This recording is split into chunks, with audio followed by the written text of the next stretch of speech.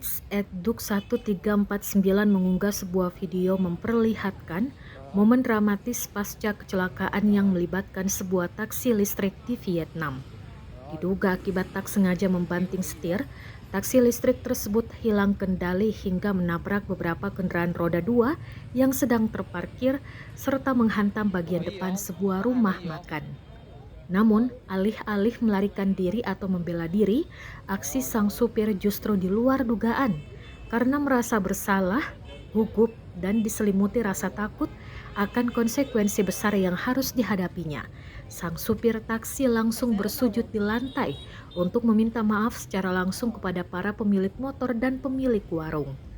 Aksi bersujud penuh kepasrahan ini seketika membuat suasana yang tadinya tegang berubah menjadi hening. Meskipun kronologi detail kecelakaan belum diketahui pasti, video aksi sujud mohon ampun ini langsung menuai beragam simpati dari netizen yang ikut renyuh melihat kepanikan sang supir.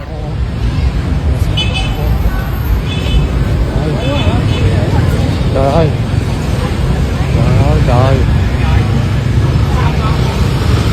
ơi, bên kia có bị gì không?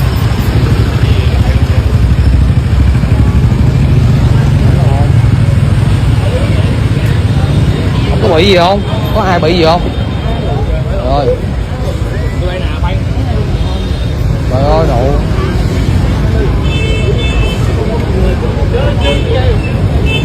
Ghê vậy.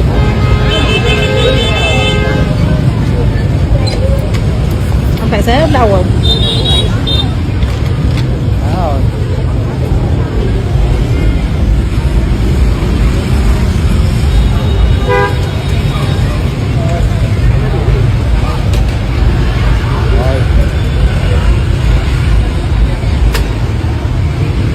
Má mình đứng ngay đây nè, trời nó đụng cái kia mà xe nó quay vòng vòng luôn, hên không bá cho mình luôn á.